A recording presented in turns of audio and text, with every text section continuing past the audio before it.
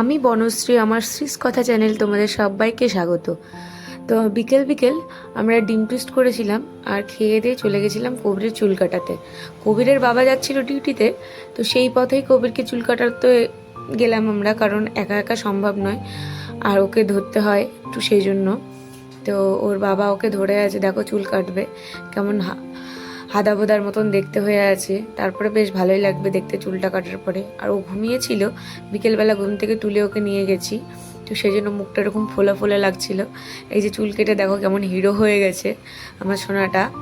তারপরে হচ্ছে ওর বাবা ডিউটি থেকে আসার পরে আমরা আরেকটু গেছিলাম বাইরের দিকে, মানে একটু জিও মার্টে গেছিলাম। তো ওর পাশেই ছিল কফি হাউস, খুব সুন্দর কফি হাউসটা, মানে ক্লাসিক একটা অ্যাম্বিয়েন্স ছিল, নামও classic coffee house, sorry coffee classic house, যাই হোক।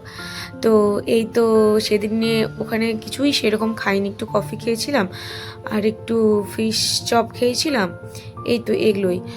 আর ওখান থেকে এসে আমি হচ্ছে একটু লুচি করেছিলাম, সুজি আর বুটের ডাল, এই দিয়ে ডিনারটা শেষ হয়েছে।